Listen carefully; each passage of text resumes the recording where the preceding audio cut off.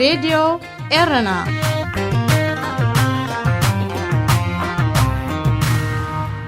عزوز سلامتنا تقبلوا أبستفل عليكم نعت عالم كوينكم نمدبات راديو إيرنا التكتاتلو زخبركم سمعتنا نايلو مصوني شمون تلكاتيت قلتشحن إسران حدن فنوى راديو إيرنا كموترو بزينا يجمر فلما أرستاتو ኣብ ኢትዮጵያ ናይ ብሄር ግጭታትን ጽልእዝ ጽሕትር ዘመተን ደው ክብል እንተዘይክኢሉ ዝበኣሰ ሓደጋ ክጋጥም ምዃኑ ሕቡራት ሃገራት ኣጠንቂቖ ምምሕዳር ባይደን ንሑቲ ካብ መዝገብ ሽበራ ክስርዞ ምዃኑ ኣፍሊጡ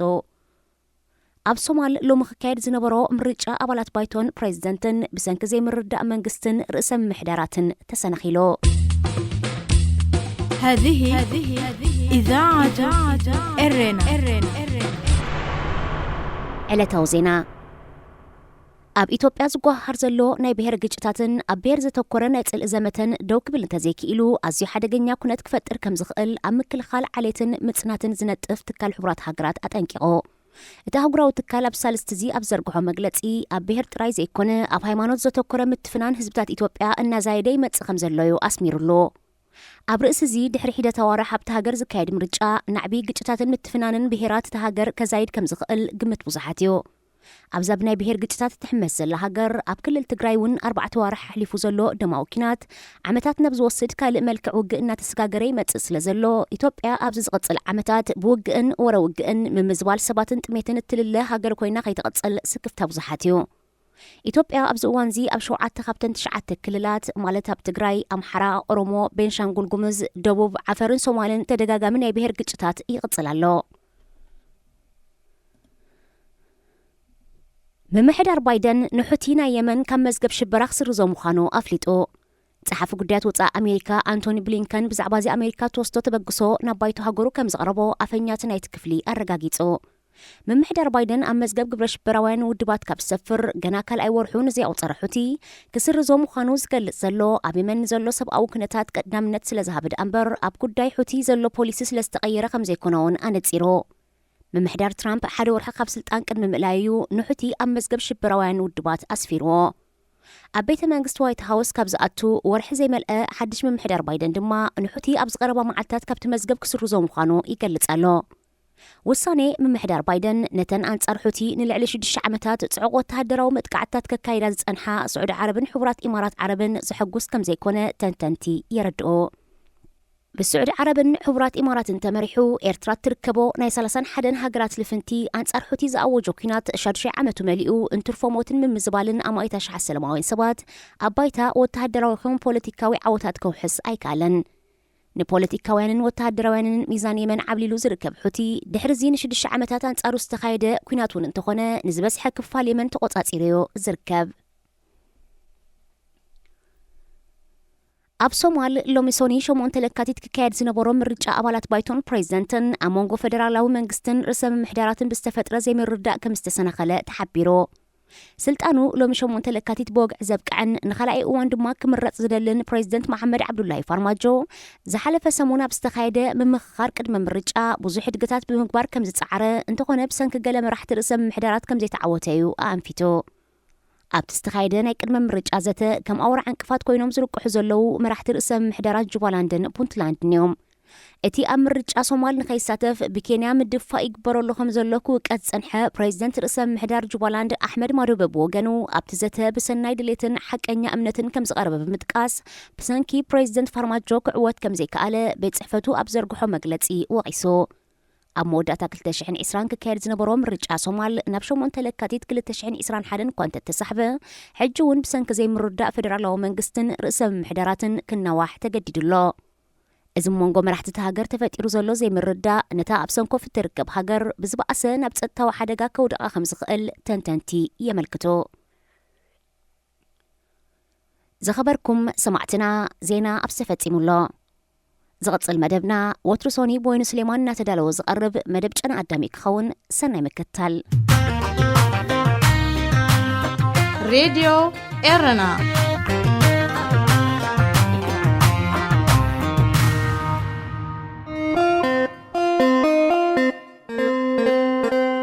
ጨና ኣዳም ኣብ ራድዮ ኤረና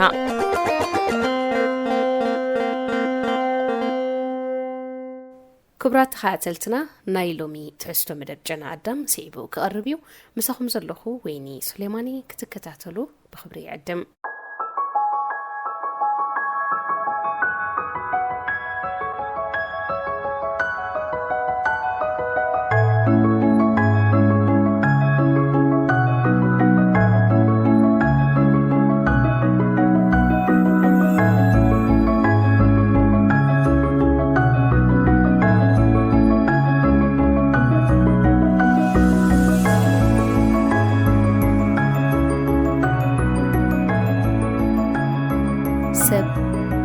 ሰብ ይዝደሊ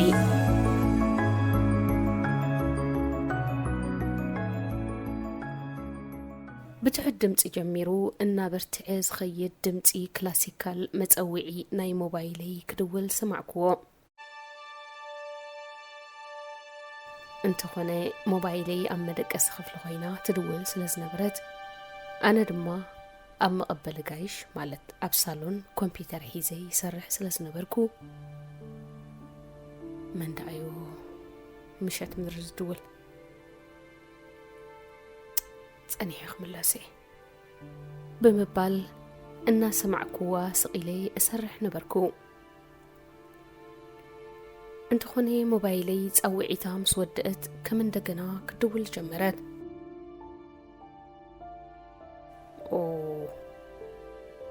መንዳዩ ደጋጊሙ ዝድውል ብምባል ናይ ደሓን ክኸውን እናተተስፈኹ ክቕበላ ላፕቶፐይ ኣቐሚጤ ናብ መደቀሲ ክፍሊ ምራሕኩ ዝፈልጦ ሽም ምስ ረኣኹ ተቐዳዲመ የቕሬታ ኣብ ጥቓይ ፀንሐትን ሞባይለይ ንእሽተይ ስራሕ ሒዘ ፀኒሐ ኮይነ እየ ዘይተቐበልኩ ብምባል ዳሕንዲኺ ኸ በልክዋ ናይ ቀረባ መሓዛይ ንዝኾነት ደዋሌት ነነፀግም የለን ዳኒ ከመይ ቀኒኻ ሰላም እየ እንታይ ኣሎ ሓድሽ ተጣፊእና ቀኒና በልክዋ ሓድሽ ነገር እንተሎ ክትነግረኒ ኣነስ ዳሕኒ ሰሚዕካ ዲኻ ኸናይ ክስቶ ምን ክስቶ ክስቶ ደኣ እቲ ምሳኻ ዝነበረ ኣብቲ ኮሚነ ኣሃ ወ ዘኪረዮ ዳሕንዲ እሞ እንታይ ክድሕን ደኣ ኣይሞይቱ እንድዩ ውይ አንተ እንታይ ረኺብዎ እንታይ ፈሊጠይ ነብሱ ባዕሊ ይጥፊእዋ እዮም ዝብሉ ዘለዉ ወይ ሓወይ ብምባል ኣይ እምነት ኣይ ክሕደት ተዓኒደይ ዝንበልኩ ሕጂ ዝጥዕመካ እንተኮይኑሲ ብውዒኡ እንከሎ ምፃበቃ በልፅባሕ ናይ ድሕሪ ቀትሪ ክመፅእ ብምባል መስመር ኣፀኽዋ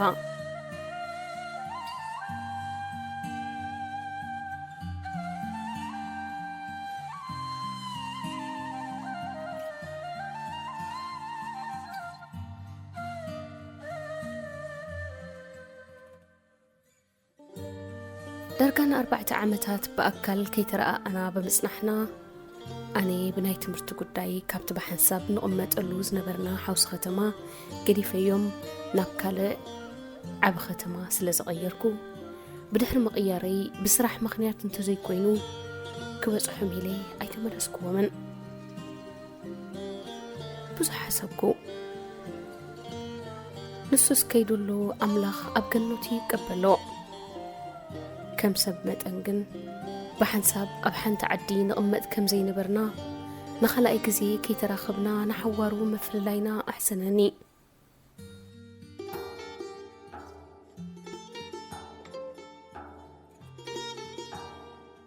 ብርግፅ ሰብ ንደልሎና ጓልና ወድና ኣብዚ ዘለኹዋ ሃገረ ምዕራብ ብዙሓት መንእሰያት ነብሶም ከጥፍኡ እናኽርእን ክሰምዕን ስለምንታይ ዝብል ሕቶ ይመላለሰኒ ሰብ سبيستلي صمو حسوميو كم زبلو نفسي هر أبراهام أفوركي بحقي سبيستلي أبز معربا علم كل له كم زدل خيو كي تخون زحزك هلون من يخا زي تبهلو كم دليت كخونكا التنقرون برالو بخمي تمهر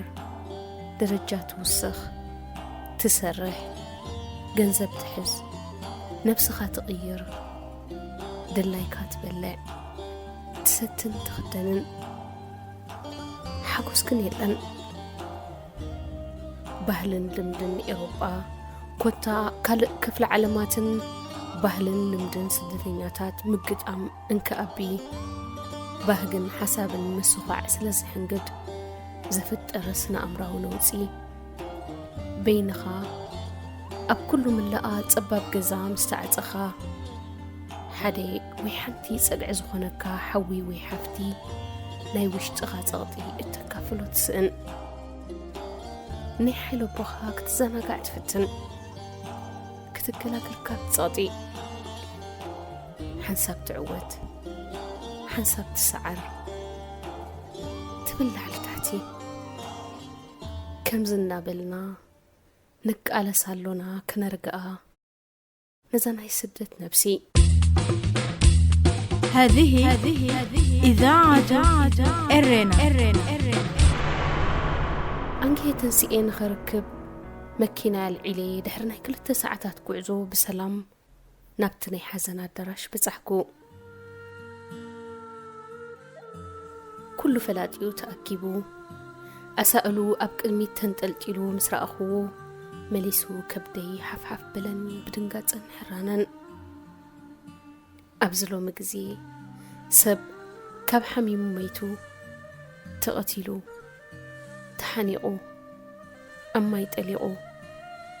قتلوا زبلو عينتا موتا إنا بزحي متيو سلامنتايلنا مسن حتت بلكع تغط برتي عنا اللو سب ندللنا إزاز نبركوا إذا حوناون اتقود الله حوس ختما دحن زخوني بزحي إرتراويانا اللوا انت خوني زخوني ناي كومينيتي مأكل وي محبر سليزي اللي تساقم كات قلتصلو تعلللون ترخبلون مدرخات يبلدان أب حزن وياب حقو ستراين اكب أب كله خلي عدنا زلو زركبو لعديا سب حدار مسقولعتهم من إسيات عبيتي كلهم هلو قنا ترنا فيه لن شقركا اتكافلو مدرخ يلن ولا بحن تعدن كلخا كي ترخبكا سراح تمرتي كتبل شدش تورحي ويعم تكبر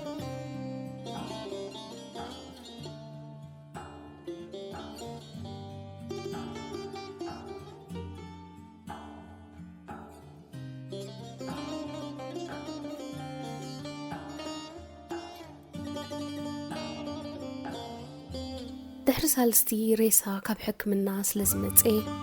أبتي زقمت قلو زنبري حوس ختما كأبر سلزلو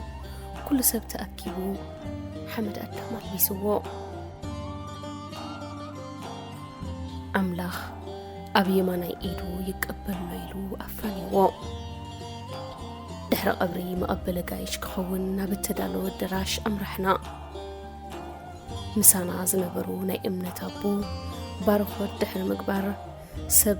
زستن زبلعن النحازي كف مسبلي أبد دراش سنبري إنا تمقبي أبونا كابوتو بمتنساء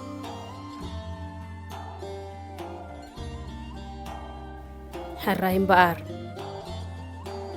نحونا من قصة سماي وارسو انتو خوني كم زعينة نقرات نفس خاب على خمت فأنا بزحي متسلسلو زلو كنت انقاقي قبانا نوريو سقمت لنا نحواتنا ننقر ኣይንፈላለይ نتحلالي دهاي نقبابر مسموتي واي تبلنا ترقم يقولون سلازي نفاقر نتحقاقز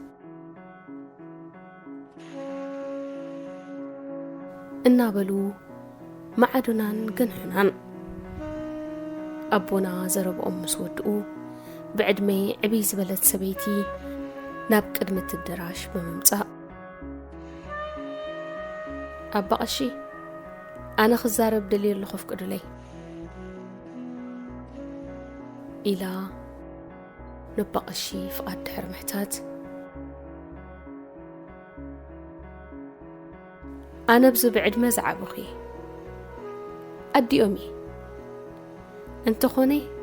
حدا كواد هايز قبريلا حميمي تأميمي دايز فلت يلبون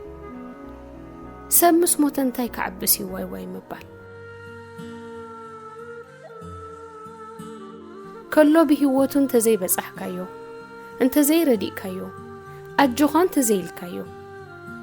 مسموت كان تاي عبسلكا أبز دما كلو نحد حدو يفالتني كان مسلا بحزن تراين التأكب أبزر يعيدك أي بزي مهلاوم بتعمي يسمعني بيني يزنبر بيني عبي ده هاي كتقبرو كباكم نبيني يكون كون زبل زلخو كلنا نحد حدنا ده هاي كنقبابر يقبعنا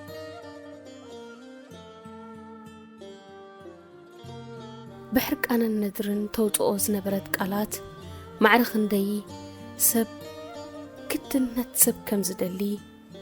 كابانان لعل دما اتوم عبيتي يصقمو خمزلو كنت حقاقز بزي مخالنا أجوخا كنبها هال زي مخالنا بزربها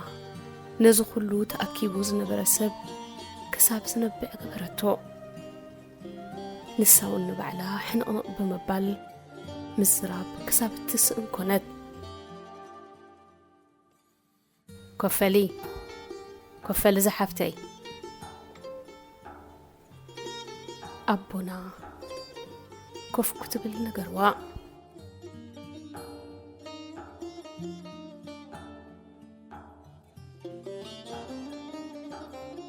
أبونا بقدي كتيلهم زوم دقي أحواتي إذا حاوتي كتزاربو تصنحت قنعي تحققزو تفاقرو إذا سمعكم ودما أبلبكم يحضروا مرقان محزنتان لكسولنا كل سب حقها خنتها خبر لنا إنا بلي نحد حدو كزرارب جمرة مريت أب أقام مسايقتو كخيط مس جمرة صبرحو أقدمهم تسنابيتهم كخدو زي بصحو كم بحدش كمتو ببريقاد ما أتصنانيعهم ننابيتهم كخدو جمرو أنا دما سالستي جيريس لزنبركو نجزا قدم مملاسي نتوم نايت بوتات قمتي مالت نايتا زنبركو عدي عبيتي يخونونا أشتو نبو ملقم بصح قبلهم بمبال نتن عباي سبيتي كبصحني لي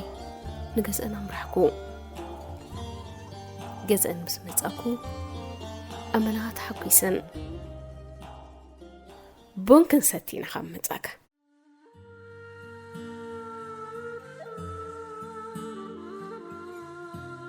نانا شهادة غير كلي تسم بلني إيه بونكا بون بزحيكونكن حر يبل نابزا حزني الكامت يخنبر نسخون كابزا عد خاب تخيد كتبزحنا كوي تملسكان مساس عبا حق خنا اللخن يا قريتها تقاقي كاب حجقن كرم الله بمبال قريتها حتتكو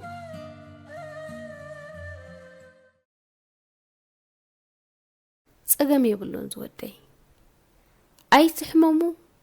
أي تتصممو أنا ديخا نسخم كبيت عمكم أبيكو فيلكم نزا نفسكم أبي يعرفكم ما قناسي ولا بالتليفون كميل لخم بالاي تحمقو إنا بلاد نبكش نقص أتوتمو أنا دما نمنادق تجزا بعينتي إنا زركو كتمشى جمركو أب أفدك نايت معت دما حنت كارتن قلت إلى رأخو بتخرت إنا تأمتكوا بزح حسبكو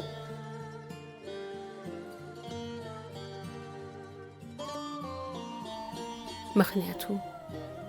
إذن عباي سبيتي قوانقوانا يتعدي سلزي الزاربا حندبت انت حماماس انتي كبراء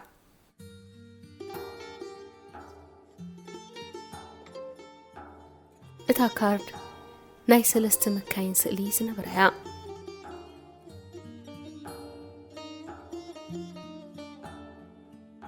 سلستي اندما أب قنن قطري استتصحفن نبرا اتا حنتي ناي بوليس اتا حنتي ناي أمبولانس اتا سالسيت دما ناي مدفع تحوي زخنا نقرن تقات إمكي نابزي اندولي لوم يوم نتا كارد سغيلوم لا بزح حسبكو أيك برن بر حندبت مزحما نفس بدويلن أقات أمي انت زي تقبلون اتا ناي أمبولانس قطري انت دويلن ونسي بمنتاي كقلت قوانقوا حميمي كبلو أمي خلا بوشتي بزح تجنقكو حق أني نبقر عن توي بندرن حرق أنا كزاربا بمبال أنا نزا نفسي بحلناي قرتت قوا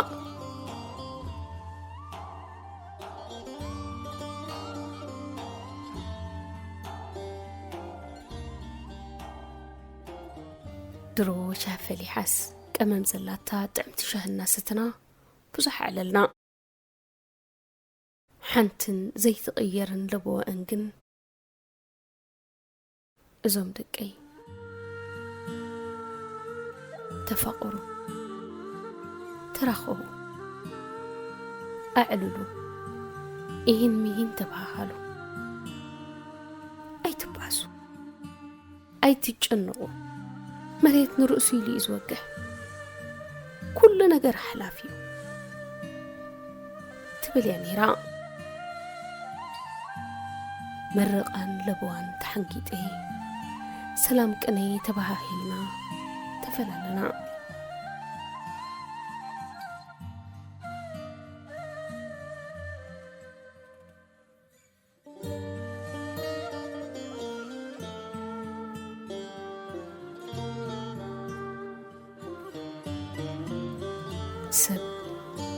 سب يستلي دانيال ولدو كاب نروي كبرات خاتلتنا نايلو متحستو مدب جنا قدام ازيت كذاتل وصنحكم ينيرو اب زمص سمون بخلا رستخن راخبينا كساب شعو سسناين خلنا تحنقنيو هذه إذاعة إرنا. هنا إذاعة إرنا الدولية. نسألائي زأمنا زرعمن جاقن فنكن راديو إرنا.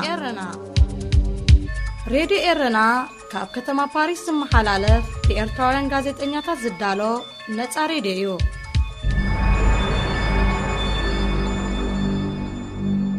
جاقن حاد سراويت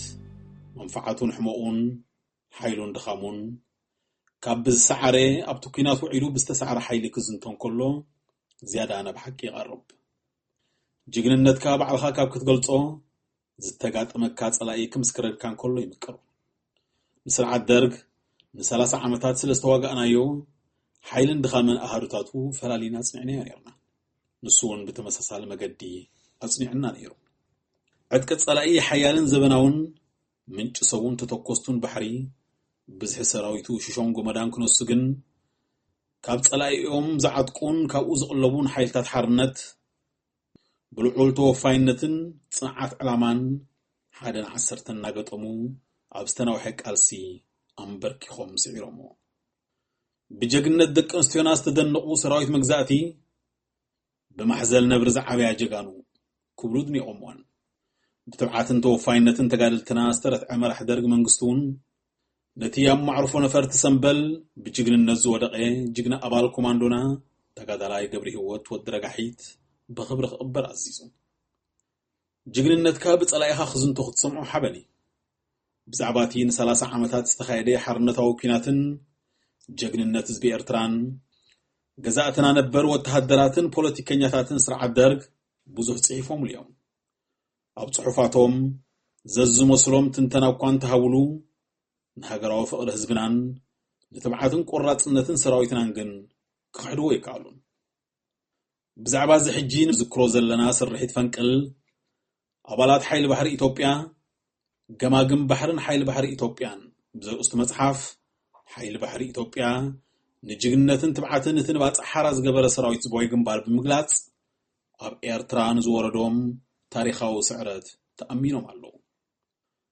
ኣብ ዝኾነ ዓውደ ውግእ ዝሕጉስ ዓወትን ዝሕዝን ስዕረትን ኣሎ ኣብ ገሊኡ ትዕወት ኣብ ገሊኡ ትኸስር ኣብ ውዕሎ ክልተ መጋጥምቲ ነናሓድሕዶም ዝድነቕሉ ውልቃውን ሓባራውን ጅግንነት እውን ኣሎ ኣብ 30 ዓመታት ብረታዊ ተጋድሎና ኣብ ዝተፈላለየ በረኻታት ኤርትራ ኣብ ዝተኻየደ ውግኣት ኣብቲ ኣሸሓት ህይወት ዝቐዘፈ ን3-4 ዋርሕ ዝቕጽል ዘይዕርፍ ተኸታተልቲ ውግኣት ወራራት ጽሒፍካ ዘይውዳእ ቅያታት ኣሎ ኩናት ድምርን ውጽኢትን ናይ ብዙሕ ዓውደ ውግኣት ከም ምዃኑ ግን ብዓወት ወይ ብስዕረት ሓደ ወገን ክዛዘም ግድን እዩ ስለ ዝኾነ ከዓ ኣብቲ ዝተናውሐ ኩናት ገድሊ ኤርትራ ኣብ ፍዓበት ሚዛን ሓይሊ ቀይሩ ኣብ ፈንቅል ቅስሚ ጸላእ ሰይሩ በሪ ሓርነት ብምርሓው ብዛዛሚ ኩናት ደቡብ ንመግዛእታዊ ሓይሊ ስዒሩ ናጽነቱ ረጋጊጹ ስርሒት ፈንቅል ከዓ ናይ ብሓቂ ባብ ሓርነት ዘርሓወ ስርሒት ምንባሩ እዛ ንስዕረት ሓይሊ ባሕሪ ኢትዮጵያ ትእመን መጽሓፍ አንጸባሪቓቶላ እቲ ን30 ዓመታት ዝተኻየደ ናይ ጎቦጣዊ ኩናት ብዓወት ህዝቢ ኤርትራ ምዛሙ መላእ ዓለም ዝፈልጦ እኳ እንተኾነ ኣባላት ሓይሊ ባሕሪ ኢትዮጵያ ነበር ንስዕረቶም ዝእመን መጽሓፍ ጽሒፎም ውዕሎኦም ሰኒዶም ኣለዉ ብዘጋጠመካ ዝኾነ ይኹን ዓይነት ስዕረት ናይ ምእማን ትብዓት ኩሉ ዝኽእሉ ኣይኮነን ስለዚ ሓይሊ ባሕሪ ኢትዮጵያ ነበር ንስዕረቶም ዝእመን መጽሓፍ ብምጽሓፎም ክድነቑ ይግባእ እዚ ትብዓት እዚ ከዓ ኣብ ኩሉ ዓውዲ ዝወደቐን ዝኸሰረን እውን ክምሃረሉ ኣለዎ ንዝወዓልካዮ ኩናት ንዝፈጸምካዮ ጅግንነት ብምስክርነት መቐናቕንትኻ ክትሰምዑ ሓበኒ ስለ ዝኾነ ኣዳላዊ ዝመደብ ዛዛሚ ምዕራፍ ሓይሊ ባሕሪ ኢትዮጵያ ብዝብል ገለ ክፋሉ ብትግርኛ ተተርጊሙ ኣብ መርበብ ሓበሬታ ቀሪቡ ካብ ዘሎ ጽሑፍ ጸሚዑን ጸሪቡን ነዚ ስዒቡ ዝቐርብ መደብ ኣዳሊሎ ምክትታልኩም ይዕድም هذه إذاعة إرنا ዛዛሚ ምዕራፍ ሓይሊ ባሕሪ ኢትዮጵያ ኣብ መወዳእታ ወርሒ ጥርን ለካቲትን ኣብ ምጽዋዕ ክልተ ዓበይቲ ቁም ነገራት ይፍጸም እቲ ሓደ ንግደት ኣስተርእዮ እቲ ካልኣይ ከዓ ምምራቕ ሕጽያት መኮንናት ሓይሊ ባሕሪ ክንዲ ዝኾነ ከተማ ባጽዕ ብነጋድያንን ተመረቕቲ መኮንናት ናጋይሽ መሊኣን ከላ ሻዕብያ ኣብ ሰምሃር መጥቃዕቲ ኸፊቱ ውግእ ቅድሚ ምጅማሩ ቅድሚ ሓደ ሰሙን ሓደ ሜካናይዝድ ክፍለ ሰራዊት ሻዕብያ ሬድዮ ርክብ ስለ ዝዓጸወ ኣበይ ከም ዘሎ ክፍለጠሉ ዘይክእል ኩነታት ተፈጢሩ ነይሩ ኣብ ኣጋር ሰራዊትና ናይ ጸላእ ሬድዮ ርክባት ኣንፈትን ርሕቀትን ብዝሕብር መሳርያ ሬድዮ ዳይሬክሽን ፋይንደር ኣውድታት ጸላኢ ኣበይ ከም ዘለዋ ዘቆጻጽር ብልሓት ኣሎ ስለዚ ሻዕብያ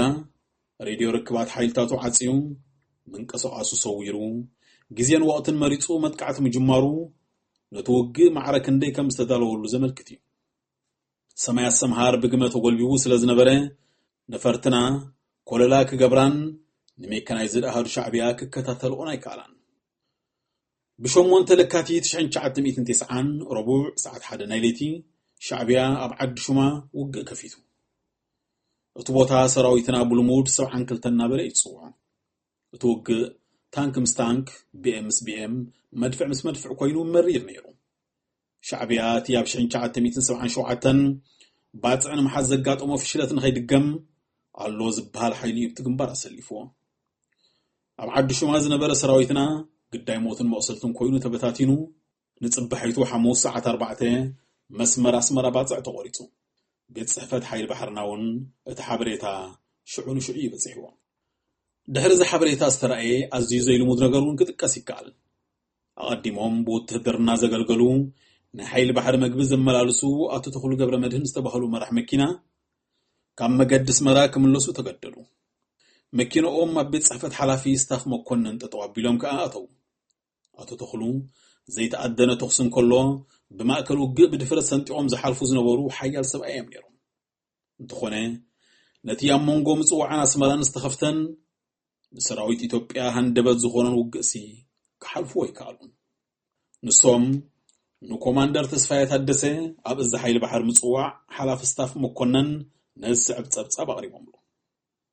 بونتا بهوتي كم زعينت وقد يفلطني شعبيا بلعل درجه استدالولو كبيرو قيز كايزلو ترفدوخ حالفوس كتحسبو اكو صقامي كبيد هلقيت يسعب زلو بمنصر زيتي اب 1977 شعبيا زكايرو قصوتا ينيرخ بحاليكال اتو غونن سم زلو زر اي درست بحال ميكانايزد كفل طروكا ابي كم زاتو يفلطني بمبال اتو وق ازينا تنكري خير منبارو بتخكل زمت صبصاب كاب قال نايتهم مرح مكينا تسمع كاب دقيق زتفلالي صبصبات كو حزو جميرهم حرب معالتي شعبيا دوغولي دحر مقوصارو سراويتنا بخبيد برت النواقعين دحريت كان سحب اقدلو نيوغن سراويت افورتون كبابات عن عردتات كسرح كو غايا جمره ابتني حصيات مكونات حيل بحر ممرقتا نخركبو كاب اديس ابا زمصو مكونات تقلالي وتهدراو ستاف كيترفه ابز خونه منقساس كساتفو قدم كونه حموس اتناي موداتا ناي لممد ممرقتا حيل بحري زكبرلو معلتو كان تنبره تذكروا ينبران كل سب بزعباتو وقي زعل زنبره برتوع زنابن قمن دبنان سلزنبره حيل ايرنا وقي دوغول ترخيبو كحق زي كالن ازخاء نسراوي الشعبية موچو كونه شعبية بدقف حبريتا حيل تاتوز ايو نزوق ابزو وقت زكفيتو وزبل قمقام الله حموس عبدوغولي دماو وقي تخايدو بوزح دم كافسيسو بليتي من برهتت ايت ترايكوات هلكيت بقادي الرانيرو اتوقينا بكتما ومصوعنا قرب مصه بشعبي استوكوز نبرنا 130 ملم مدافع اب كبابي غورغسون كودا جمره ناوغن سراويت اب كوربيت ناي فورتو عريدو نشعبي يصبي نبره بحقها اتوقي ممليسو قربه زعقتون مسلای نبران زتفرالي دمص برت تسمع تايت كم طافي زرع مدافع نقو تانكات يحنا ابنبس وقف دقيقه سبيو قاي موت بومباتات كبير برات ابغرار كودا مسجمره سراويتنا يدفع كم زلو فلط كونه ابالات حيل بحري اب عرضهم اتكلو كابز بحال مچم كلاي معلتو كوينلو ازي حرب معالتي 1909 مخاني ناي مدافع تاي تابل علينا فالفيز كودا جمره ابنا فالفيز ركب مسمر تليفون سلست بلاشوي ملأختي بتلاقى خاي سبي سالت نبره السراويت حلفتنا نزي هندبتاوي متقعت الزفشل حدفولي بالحاتي هلوم قد خون إلو كم متصفو حليفو كقبرو زخل نقر عين بران السراويت زخوانا نقر كقبرها بزي كلولو درجة بسيحو مورالو وديقو نبره اتي نقرار مسمع عسكر حيل بحر تصنبر دلدرات نخصبر امارات حساب كربه انتخوني كابل علوي أزازي فقد يترغبن سراويت أبزع عودك زي قلق ياتفتسمو باطع تدحن دتخون إنا بلا نقزا رسو حتو غربه صحاي كتنقل كل جمرت عربي مدرسة معي نمم سايقصو خدا بومباتات مدافع عبتق حلو حيل بحر كود جمره كابت معسكرون يحلف نبره مريت عن قطقطات تقسين خالقتون يخون فتصو ما يعرفن ኢላማን ምህራም ጥራይ ዘይኮነን ኮላይን ወዲ ሰብ ንምርዓት ተባሂሉ ዝተኮስ ዝነበረ ይመስል መቸም ውግእ ዘይዘርጎ ሰላም የለን ኣኻልብ ካብ ከባቢ ማዓስከር ሓይል ባሕሪ ብልዑል ፍጥነት ናብ ዕዳጋ ክጎዩ ይረኣዩ ገሊኦም ከዓ በኣንጻሩ ካብ ዕዳጋ ናብ ሸነኽ ሓይል ባሕሪ ይሃድሙ ኣብ ሰማያት ጠቕጠቕ ዝበላ ረጋቢት ይነፍራ ብዙሕ ዘመናት ኣብ ምጽዋዕ ዝተቐመጠ ጻዕዳ ዝኽሳዱ ኳኽ በቲ ተኽሲ ተሰናቢዱ የውነጀው እናተጻፍዐ ይእዊ ላዕለዋይ እዚ ሓይል ባሕሪ ኩላተን መራኽብ ውግእ ካብ ማዕሸጊአን ወፅአን ናብ ባሕሪ ናይ ኩናት መስመረን ክሕዛ መምርሒ ሃበ ዋና ኣዛዚ ሓይል ባሕሪ ሬር ኣድሚራል ይሆላሸት ግርማን ሓላፊ ፖለቲካ ተዋህዱ ኮማንደር ታደሰ ንጋቱን ኣብ ቀብሪ ድንገታዊ ሞት ብሪጋደር ጀነራል ገብረየስ ወልደሃናን ምስታፍ ስለ ዝገሹ ኣባጻዕ ኣይነበሩን ምስ ኣዲስ ኣበባ ግን ናይ ሬድዮን ስልክ ርክብ ነይሩ ኣብቲ ሻዕብያ ውግእ ዝኸፈተሉ ግንባራት ዝተሳዕሩ ብሪጋደር ጀነራል ጥላሁን ክፍሌን ብሪጋደር ጀነራል ዓሊ ሓጅን ሰዓብቶምን ተደፊኦም ብምምጻእ መእዘዚ ቦትኦም ኣብ ውሽጢ ማዓስከር ሓይል ባሕሪ ገበሩ በዚ ከዓ ኣብቲ ማዓስከር ካብ ዝኣተውሉ ሰዓታት ሒዙ ናይ ኩሉ ሰራዊት ሓይል ባሕርን ምድርን ላዕለዎት ሓለፍቲ ንሳቶም ምዃኖም ኣፍለጡ ኣብቲ እዋንቲ ኣብ ንቑጣ ግራር ምስ ኣባላት ሓይል ባሕሪ እናተዋሃደ ዝእዝዝ ዝነበረ ናይ ማሪን ኮማንዶ መኮነን ብዛዕባ ሻዕብያ ዝሃቦ ሓበሬታ ነዚ ይመስል ዓርቢ መዓልቲ ምድረ ሰማይ እናጸልመተ ይኸይድ እኳ እንተነበረ እቲ ሕውስውስ ዝበለ ደማዊ ውግእ ግን ገና ኣይቋረፀን ጽዕጽዕ ድምፂ ፈኮስቲ ብረት ቦምባን ካልእን ብድምፂ ይዝለ ደድሕሪ ተኽሲ ከም መድፍዕ ብኤምን ካልእ ኣጽዋርን ጻዕናን ሽፉናትን ዓበይቲ መኻይን ተኸታቲለን መጻ ኣቐዲሙ ካብ ናይ ጸጥታ መኮነን ዝተነግረኒ ትእዛዝ ስለ ዝነበረ ኣሕለፍክዎን ኣብ ግራር በዓላቶም ኣብ ዝመረፅዎ ቦታ ኮይኖም ምትኳስ ጀመሩ ብተመሳሳሊ መገዲ ኣጽዋር ካብ ዕዳጋ ናብ ውሽጢ ባፅዕነት ጻዕነ ይኣቱ ንገለ እዋን ዝሕሊሉ ዝጸንሐ ተኽሲ ቐጸለ ብድሕሪና ዝነበረ ናይ ወገን ብረት እውን ግብረ መልሲ ክህብ ጀመረ በቲ ፍንጃራት ዝኣክል ኣየር ብሽታ ባሩድ ተዓጥነ መሬት ምስ መሰየ ካብ ገርጉሱም እቲ ንየማን ሸነኽ ኣምሪሑ ዝነበረ ውግእ እንደገና ናብ ግራር ለሓመ ኩሉ ነገራት ተዘባሪቑ ስለ ዝነበረ ናይ ሬድዮ ርክብ ብምግባር ሻዕብያ ናብ ማዓስከር ሓይል ባሕሪ እናገስገሰ ምዃኑ ሓበርኩ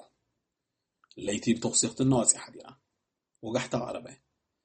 ናይ ሻዕብያ ናይ ተኽሲ ሓይል እናወሰኸ ክመፅእ እንከሎ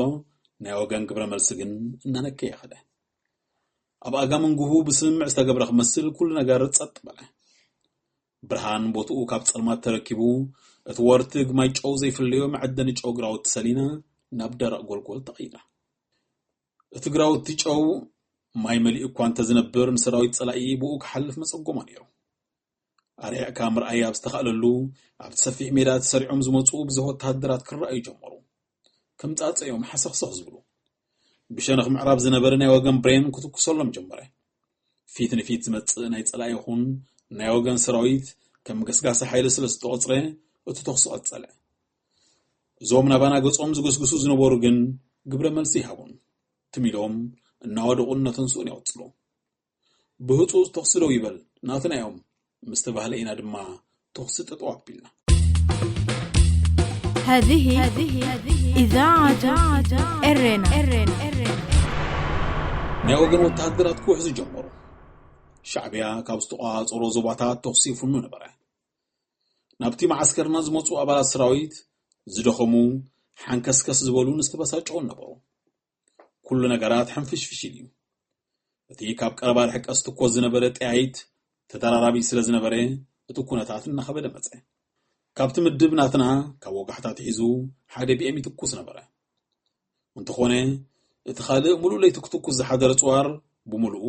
ኣብ ሻምቡቆ ረሲኑ ተዓጽዩ ኣጋር ሰራዊት ይውሕዝ ኣሎ ማዓስከርና ብሰራዊት ዕለቕሊቓ ናብ ናይ ሳርዲን ታኒካ ተቐየረት እንታይ ይግበር ከም ዘሎ ንኽትፈልጥ ኣዝዩ ጸጋሚ ነይሩ ኣብቲ ቦታ ክሳብ መወዳእታ ተዋጊእና ዝሞቶ ሞይቱ استرفنا نيمان تدفئنا نابتق عند بر معسكر حيل بحر قنعنا بمبال تذكرتات يتصوي أمور داتا منغستي تسفاسل زوارتسه أمتصو عن كابيون زركبني أجي باغانا يتهرم تبعله فرق معالتي مدر مسحيه بشنخ بحري كلتا تواقعت هيليكوبترات بممصاق قاصلو مصو عبتك تعفنت شعبيا نداد رخو كيلو افو ماينا ملأيو እታጋን ነዲዱ ነቲ ዕክታ ናይ ትኪ ከም መበገሲ ገይሩ ከዓ ብሬድዮ ንባፅዕን ከባቢኣን ሒዘ አንተበለኳ ክሳብ ፍርቂ መዓልትስ ንፎርቶ ከም ምስተቋፀራ ጥራሕ እዩ ንሰራዊት ወገን ግልጽ ዝነበረ እዚ ብኸምኡ እናቐጸለ ኣብቲ ዕለቲ ሰዓት 5 ዓቢ ነትጉ ተሰምዐ እቲ ነትጉ ገርጉሱ ኣብ ዝርከብ ግዝያዊ ዕቃ ብረት ኤምዳድ ተፈጺሙ እቲ ኣጽዋር ብትእዛዝ ብሪጋደር ጀነራል ጥላሁን ተቐጺሉ ሻዕብያ ነቲ ኩምራ ኣጽዋር ኣብ ኢዱ እትይዎ እንተዝነብር እቲ ዓመትን ፈርኣን ዝወድኣሉ ምትሓዝ ኣስመራ በቲ ጽዋርቲ ተሓጊዙ ውግእ ብምቕጻል ኣብ መዓልታት ክፍጽሞ ይኽእል ከም ዝነበረ እዩ ዝግመት ሻዕብያ ምስ ግዜ እናተቐዳደመን ስርሒታቱ እናበርትዐ ናብ ዝኸደሉ ኣብቲ ዕለትን ኣብቲ ሰዓትን ኣብ ታሪክ ሓይሊ ባሕሪ ኢትዮጵያ ተራእዩ ዘይፈልጥ ሕንፍሽፍሽ ተኸስተ ኣብ ከባቢ ግራር ሓንቲ ታንኪ ሻምቡቆኣ ብቐጥታ ናብ ሰራዊት ኣቕኒዓ ናብ ማዓስከር ሓይሊ ባሕሪ እናገስገሰት ክትመጽእ ተራእየት ናይታ ታንኪ ናብቲ ማዓስከር ምምጻእ ዝተመልከተ ነጻሪ ናይ ቀድሚት ሓለዋ ብቐጥታ ብሬድዮ ርክብ ናብ እዝ ነውጣ ሓበረ እቲ እዝ ነውጣ ናብቲ በሪ ማዓስከር ስልክ ብምድዋል ብዛዕባ ሓቅነት ናይታ ትግስግስ ዝነበረት ታንክ ተረጋገጸ በዚ ምኽንያት ሻዕብያ ናብ ማዓስከር ሓይሊ ባሕሪ ታንክ ምሪሑን እናገስገሰ ምዃኑ ብሬድዮ ርክብ ንሙሉእ ሰራዊት መልእኽቲ ተመሓላለፈ ኣብቲ እዋንቲ ኣብቲ ነቁጣ እዚ ዝነበሩ ዝለዓለ መኮነን ምክትል ኣዛዚ ሓይሊ ባሕሪ ኮሞዶር በለገ በለጠ እዚ ውግእ ይብቃዕ ኣሎ ንሞት ከዓ ኣብ በሪ ናይ ማዓስከርና ኮይና ንጸበያ ብምባል ምስ ተኸተልቶም ናብቲ ዋና በሪ ጉዕዞ ጀመሩ هذه إذاعة إرنا ታሻምቡቆ ኣቕኒዓ ብግራርን ናብ ናቫል ቬይዝ ትሕንበብ ዝነበረት ታንክ ኣብ ከባቢ ማዓስከር በፂሓ ንድሕሪት ተመልሰት እቶም እቲ ውግእ የብቃዕ ከም ዝነበረ ተኣሚኖም ንሞት ኣብ ኣፍ ደገ ማዓስከሮም ክጽበይዋ ምስ መራሒኦም ምክትል ሓይሊ ባሕሪ ዝተኣኻኽቡ መኮንናትን ወታደራት ደርግን ከዓ ሞርታራት ሻዕብያ ዘኒብዎም ሃለዉ ኣብቲ ኩናት ብዙሕ ፍሽፍሽን ምድንጋርን ነበረ ንኣብነት እታ ናብ ግራር ትሕንበብ ዝነበረት ታንክ ናይ ወገን ታንክ እያ ነይራ እንተኾነ ኣዘዝትና ናይ መወዳእታ ሰዓት ኣኺላ እያ ስለ ዝበሉ መራኸቢታት ስልኪ ካልእ ጠቐምቲ መሳርሒታትን ካርታታትን ከዓኑ ኣዚዞም እቲ ዝተበታተኸ ናይ መራኸቢ መሳርሒታት ዳሕራይ ብሰብ ሞያ ተጸጊኑ ናብ ዝነበሮ ንምምላስ ዓብ ድኻም ይሓቲቱ ካብቲ ዝነበረ ናይ ቴሌፎን መስመራት ሓንቲ ቀጥታ መስመር ጥራይ ኣብ ዝተረፈትሉ ከዓ ሻዕብያ ንዓውን ፈሊጥዋ ብኣቢሉ ሙሉእ ለይቲ መዓልትኹም ኣኺላ እያ እናበለ ራዕድን ሽበራን ክነዝሕ ሓዲሩ ኣብቲ ናይ ሞትን ሕየትን ሰዓታት ሓላፊ ሓይሊ ባሕሪ እዚ ሰሜን ኮሞዶር ፊሊጶስ ክብረት ካብቲ ማዓስከር ሓይሊ ባሕሪ ዞድያክ ብዛ ዓይነታት ጃልባ ሃዲሙ ናብ ዓባይ መርከብ ድሕሪ ምክዓዝ ናብ መሳርሕቱ ብሬድዮ ርክብ ኣብ ማዓስከርና ኣብ ሓደ ደቂቕ 3 ቦምባታት መዳፊዕ ወድቕ ኣሎ 75 ሚእታዊት ሰብን ንብረትን ከዓ ዓኒ ብዙሓት ኣባላትና ተሰዊኦም እዮም ሻዕብያ ናብቲ ማዓስከርና ይኣቱ ከም ዘሎ እዩ ዝሕበር እቲ ኩነታት ተስፋ ኣልቦን ካብ ቁፅር ወፃን ብምዃኑ ናይ መእዘዚ ቦታይ ኢትዮጵያ ናብ ዝተባህለት መርከብ ውግእ ኣስጊረ ኣለኹ ክብል መልእኽቱ ሕለፈ ሰንበት ንግሆ ሰዓት 5 ካብ ሓይሊ ኣየር ግመል ጊሱ እንተኾነ ንምሕታት ስልክ ተደወለ እንተኾነ ግመ ገና ከም ዘየልገሰ ተገልጸሎም ኣብቲ ሰዓቲ እቲ ግመ ክሳብ መሬት ትንክፍ ስለ ዝወረደ ምጽዋዕ ጻዕዳ ጋቢ ዝተወንዘፈት ትመስል ነበረት ሰማይ ነፋሪት ክሕልፍ ዝኽእል ነቕዓ ኣይነበሮን እንደገና ሓይሊ ኣየር ሰዓት 6 ፈርኣን ስልክ ደዊሎም ተመሳሳሊ ሕቶ ኣቕረቡ ግን ተመሳሳሊ መልሲ ተዋህቦም መቸም ሻዕብያ ሰናይ ትርኢት ይፈጢሩሉ ኣብቲ ሰዓቲ ሻዕብያ ንግራርን ከባቢ ሆስፒታልን ሓሊፉ ሩስን ውግእ ከካይድ ጀመረ እቲ ዘገርም ተፈጥሮ ምስ ሻዕብያ ክውግን እንከሎ ንናይ ወገን ሓይሊ ግን ተወዝ ምባል ከዲዎ ውግእ ካብ ዝጅመር ኣብ ባፅዕን ከባቢኡን ዝናብ ይወቅዕ ብምንባሩ ናይ ወገን ደም ምስ ማይ ተደባሊቑ ኣብ መሬትን ባሕርን ምጽዋዕ ዛሪ እዩ ዋላ እውን ተነፈርትን ተዝመጻ ናይ ወገንን ሻዕብያን ሰራዊት ኢድ ብኢድ ተሓናንቕ ስለ ዝነበረ ብዘይካ ንኽልቲኡ ሰራዊት ደሪብካ ምህራም ካልእ ክገብርኦ ዝኽእላ ነገር ኣይነበረን ግን ብሰንኪ ባህርን ተፈጥሮን ናይ ነፈርቲ ደገፍ እውን ኣይተረኽበን ብሪጋደር ጀነራል ጥላሁን ኣብ ክንዲ ናብ ቤተ መንግስቲ ጠዋለ ዘምርሕ ስለምንታይና ማዕስከር ሓይሊ ባሕሪ ናባል ቤዝ ከም ዝኣተወ ኣብ ዝገበሮ ቃለ መሕትት ከምዚ ኢሉ ነበረ ሰራዊትና ኣብ ዝለቀሉ ዝነበረ እዋን ንፍሉይ ስርሒት ዝተላእኩ ዕኖቱ ጉጅለታት ብቁልጡፍ ንኽምለሱና ትእዛዝ ሂብና ንጠባበቕ ነርና ኣብቲ እዋንቲ ኣዘዝትና ስልኪ ደው ኢሎም ናብ መእዘዚ ነውጣኹም ተንቀሳቀሱ ብምባል ትእዛዝ ኣመሓላሊፎምልና ናይ ሓይሊ ባሕሪ ምክትል ኣዛዚ እውን ብተደጋጋሚ ስልኪ ደው ኢሉ ናብ ውሽጢ ባፅዕ ጠዋለት ክንኣቱ ኣዚዙና ክንዲ ዝኾነ ነቶም ንፍሉይ ስርሒት ዝለኣኽናዮም ወተሃደራት ከይተመልሱና እንከለዉ ንውሽጢ ባፅዕ እናኣተና ብፊትና ብተኹሲ ተዓገትና ኣብ ሓፁር ቤተ ክርስቲያን ኮይንና ነቲ ኩነታት ተዓዚብና ኢና ኣብ ልዕሊ ህንፃ ሲኔማ ካሌብ ኮይኑ ዝተኩሰልና ዝነበረ ናይ ሻዕብያ ብረት ምዃኑ ኣረጋጊፅና በዚ ከዓ ኢና ናብ ውሽጢ ከተማ ክንኣቱ ዘይከኣልና መድፈዐኛታትና ናይ ተኹሲ ጉልባብ እናገበሩልና ከዓ ናብ ማዓስከር ሓይሊ ባሕሪ ክንኣቱ ተገዲድና ይብል ናይ ሳልሳይ ሜካናይዝድ ክፍለ ጦር ዋና ኣዛዚ ብሪጋደር ጀነራል አልሓጂ ናብ ምጽዋዕ ዝመጸሉ ምኽንያት ኣብ ምረቓ ሕጽያት መኮንናት ሓይሊ ባሕሪ ንኽሳተፍ ብዝተገብረሉ ዕድመ እዩ ነይሩ ደቁ ሒዙ ከዓ መጽኢ ነይሩ ብሰንኪቲ ሃንደበታዊ ውግእ ግን ንደቁ ምስ ካልኦት ቤተሰብ ሓይሊ ባሕሪ ብሄሊኮፕተር ናብ ኣስመራ መሊሱ ብሪጋደር ጀነራል ጥላሁን ናብ ዝመርሖ እዚ ተጸንበረ ምክትል ኣዛዚ ሓይሊ ባሕሪ ኢትዮጵያ ኮሞዶር በለገ በለጠ ብሪጋደር ጀነራል ጥላሁን ብሪጋደር ጀነራል አልሓጅን ካብ ኣዲስ ኣበባ ዝመጹ ላዕለዎት ናይ ምክልኻል ስታፍ መኮንናት ብዛዕባ ነቲ ውግእ ናይ ምምራሕ ሓላፍነት ኣረኣዮም ንኸስምሩ ኣብ ላዕለዋይ ደርቢ እዚ ነውጣ ተኣከቡ ኣብቲ ንውሕድ ደቃይቕ ዝተኻየደ ኣኼባ ኮማንደር ፍሳው ጥላሁን ኣጋር ሰራዊትና ይብተን የዝልቕን ስለ ዘሎ ጽባሕ ንጎ ካብ ማዓስከር ናባል ቤዝ ምልቃዕና ዘይተርፍ እዩ ስለዚ ትካላት ናባል ቤዝ ደምሲስና ጉዕዞና ናብ ባሕሪ እንተኾነ ይምረጽ ዝብል ርእይቶ ሂቡ ነይሩ እንተኾነ ርእይትኡ ብብሪጋደር ጀነራል ጥላሁን ተቐባልነት ኣይረኽበን እቲ ጀነራል ሞትካን ልምዓትካን ኣባፅዕ ይኹን ስለ ዝተባህለ ዝመፀ እንተመፀ ነቲ ማዓስከር ምልቃቕ ዘይሕሰብ ምዃኑ ሓበረ ሽዑ ኣብቲ ኣኼባ ዝነበረ መኮንን ብሪጋደር ጀነራል ጥላሁን ክፍሌ ምስ ኣዛዚ ካልኣይ ኣቤታዊ ሰራዊት ቀጻሊ ናይ ስልክን ራድዮን ርክብ ስለ ዝነበሮ ሻዕብያ ካብቲ ኣብ 1977 ዝበፅሑ ቦታታት መታንኪ ይሓልፍ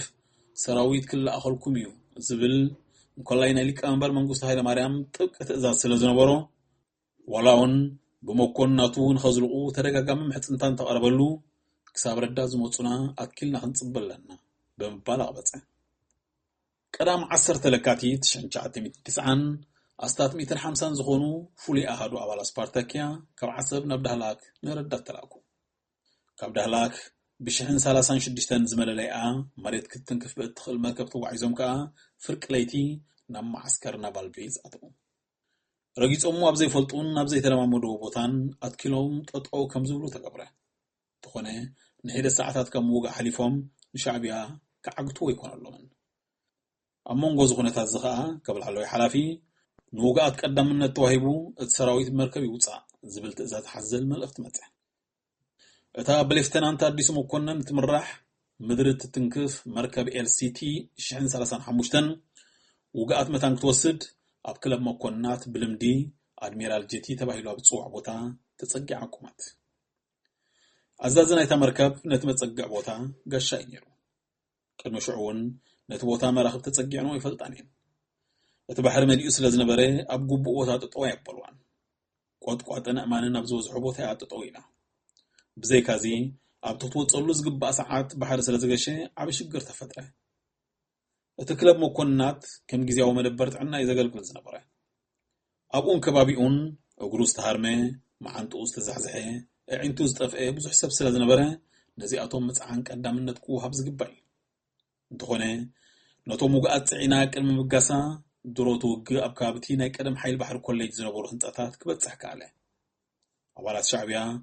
ብእንትልፋፍ ሓፁር እናዘለሉ ናብቲ ማዓስከር ተደርጎሙ ሻዕብያ ብታንክታትን ድሩዓት መካይንን እናተሓገዘ ንመርከበኛታትን ሕፅያት መኮንናትን ካልኦት ኣባላት ሰራዊትን ብየማንን ፀጋምን ኣኽቢቡ የጥቅዖም ነበረ እቲ ኩነታት ካብ ቁፅር ወፃኢ ስለ ዝኾነ ንኣባላት ብመልእኽተኛ ሰብ ክሳብታ መርከብ ንኽመፁ ትእዛዝ ተመሓላለፈ እንተኾነ ካብቲ ናይ ውግእ ዞባ ዝሊኦም ክሳብ ዝመፁ ግዜ ተቓፀለ ብፍላይ እቶም ነባር ኣባላት ህልኽናሓዞም ካብ ጥቓታ መርከብ ይምለሱ ነበሩ ብግምት ክሳብ ሰዓት 10 ቅድሚ ቀትሪ ኣብታ መርከብ ኣባላት ሰራዊት ኮንተ ተሰቕሉ እታ መርከብ ግን ነቕ ክትብል ኣይከኣለትን ባሕሪ ሃዲሙ ነይሩ ሙሉእ ኣካላታ መሬት ተቐሚጣ ስለ ዝነበረት ክትንሳፈፍ ኣይከኣለትን ገለ መርከበኛታትን መኮንናትን ናብ መሬት ወሪዶም ናብታ መርከብ ንዝፅጋዕ ዝነበረ ሓይሊ ሻዕብያ ክከላኸልዎ ፈተኑ እታ መርከብ እውን ዓጢቓቶ ብዝነበረት ናይ 20 ሚሊ ሜትር ብረት እናተኸላኸለት ፀንሐት እቲ ግዜ ሰዓት 11 ኮይኑ ነበር ሬድዮ ኤረና ሬድዮ ኤረና ካብ ከተማ ፓሪስ ዝመሓላለፍ ብኤርትራውያን ጋዜጠኛታት ዝዳሎ ነፃ ሬድዮ እዩ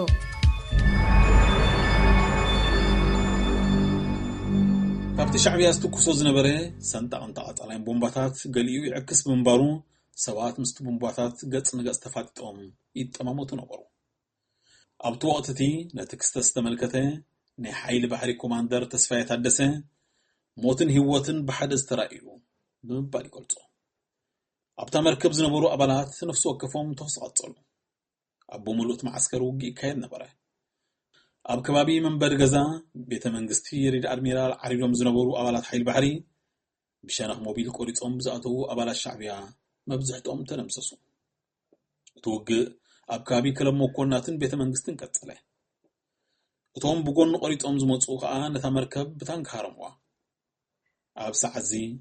ብዙሓት ወተሃደራት ብሞት ተፈልዩ ገሊኦም ናብ ባሕሪ ዘይሎም ብምእታው ሓምቢሶም ከምልጡ ዝፈተኑ ነበሩ ኣብታ መርከብ ዝነበሩ ከዓ ብዘይካቶም ውግኣት ኩሎም ክወርዱ ተገደዱ ካብ መንጎቶም ዝወረዱ ዳሕራይ ዝተማረኹ ብሪጋደር ጀነራል ጥላሁንን ብሪጋደር ጀነራል ዓላ ሓጅን እውን ነበሮም ኣስማቶም ብዝርዝር ክፍለጥ ዘይተኻእለ ብኣጠቓላሊ ብዙሓት መኮንናት ታሕተዎት ሽማምንቲ ሰብ ካልእ ማዕረግ ሕፁያት መኮንናት ናይ ሓይሊ ባሕሪ ምልሻታት ሂወቶም ስኢኖም እዮም እዚኣቶም ዘይተፈልጡ መርከበኛታት the unknown sailors ብምባል እዮም ዝዝከሩ ብኻልእ ሸነኽ ምስ ፀላኢ ሻዕብያን እናተሓናንቑን ከለዉ ልዕሊ ዓቕሞም ብዝኾነ ኩነታት ዝተማረኹ ኣባላት ሓይሊ ባሕሪ እውን ውሑዳት ኣይኮኑም ብዓቢኡ ብሪጋደር ጀነራል ጥላሁን ክፍሌን ብሪጋደር ጀነራል ዓላ ሓጅን ገለ ካብኣታቶም እዮም መርከብ ኤልሲቲ 35 ባሕሪ እናተመልሰ ምስ መፀ ከተንሳፍፍ ጀመረት ንድሕሪት ክትንቀሳቐስ ኣብ ዝጀመረትሉ ግዜ ግን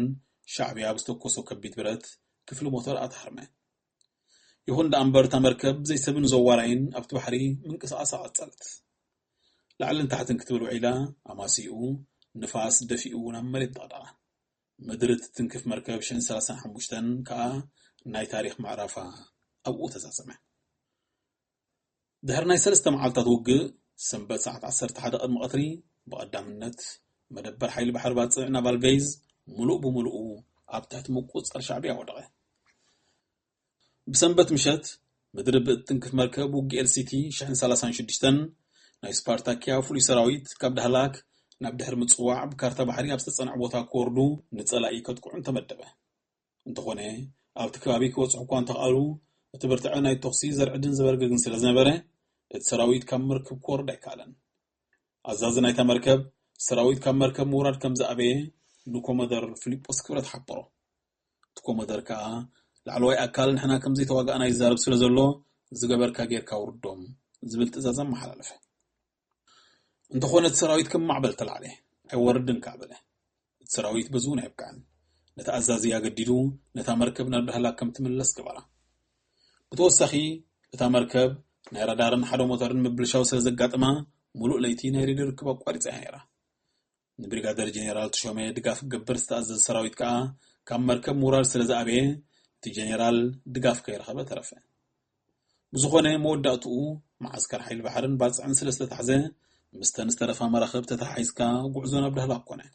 بمبال نهمبال 111 سكوادرون فتانات كعيت مركب FTB 110 نافيجيشن اوفيسر زنبره جينير ليفتنانت فلقو يهيب تذكر يقلص شعبيا فتانات جلباتاتي زلعلنا وتوقن مثالا مساعد مراخب اثيوبيا تواقيا اهديمنا اتحيلنا زولو زي امني رقصيو بتصلما سلا زغل بابا برادر يرأي نبران نزا حقታት ዝያብ ግምት እቲኻ ብናእሽቱን ረሻሻት ብዛዕት ኣፈጣናትን ጀላብኦም ገይሮም ምስ መራኸብ ሓይል ባሕሪ ኢትዮጵያ ከም ዝተዋግኡ ዝፍለጥ እዞም ናይ ሻዕብያ ፈጣናት ጀላቡ ዝመርሑ ኣባላት ቢካሚኪ ዝተባሂሉ ዝፍለጥን ናይ ጃፓን ተዋጋእቲ ነፈርቲ ዝጥቀሙሉ ዝነበሩ ብልሓት ዝጥቀሙን ክቱር ድፍረት ዝዓሰሎም ነውፀኛታት እዮም ሓይሊ ባሕሪ ኢትዮጵያ ናይ ሌት መነጽር ናይ ቴሌቪዥን ዝዓጠቐሉ ኣብ ኣጋመ ወዳእታ 1989 እዩ ዝነበረ ቅድሚ እዚ ግዜ እዚ ዕጥቂ ነበሮን በኣሜሪካን ካልኦት ምዕራባውያን ሓይልታትን ናይ ኣጽዋር ገላይ ይግበረልና ነይሩ እተን ፈጣናት ጀላቡ ሻዕብያ ቀልጢፍካ ንኽትሪአና ጸጋሚ እሳተን ግን ነተን ክንድጎቦ ዝኾና መራኽብና በቐሊሉ ክሪአን ይኽእላ ነበራ ስለዚ እዚ ምቹእነት ተጠቒመን ጉድኣት ከም ዘውረዳ ዝከሓድ ኣይኮነን ናይ ትቅንያት ኩነታት ባሕሪ ንመራኽብን ጀልባታትን ሓይሊ ባሕርና ንቡር ወፍሪ ንኽፈጽማ ዝኽእለን ኣይነበረን ውግእ ካብ ዝተጀመረሉ ኣትሒዙ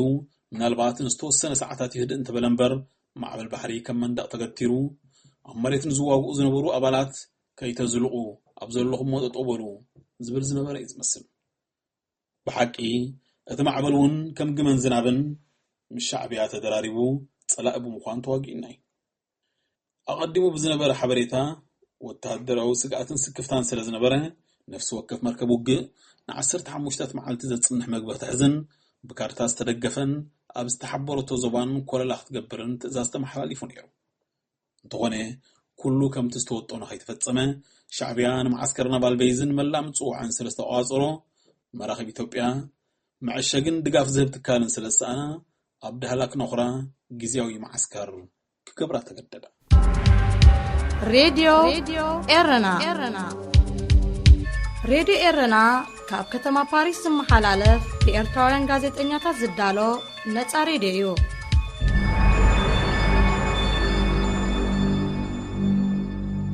ዝኽበርኩም ሰማዕትና እዚ ክትከታተሉ ጽናሕኩም ንጸላኢ ዘመነን ዘርዓመን ጀግንነት ፈንቅል ብዝብል ኣርእስቲ ዝተዳለወ እዩ ነይሩ ሰናይ ምስኩልና هذه إذاعة إرنا هنا إذاعة إرنا الدولية زخبركم تحتتلتنا نزس عزيز تداليو زنبرة حفشاوي مدباتنا أبز فتسيمنا لنا راديو إرنا راديو إرنا ካብ ከተማ ፓሪስ ዝመሓላለፍ ብኤርትራውያን ጋዜጠኛታት ዝዳሎ ነፃ ሬድዮ እዩ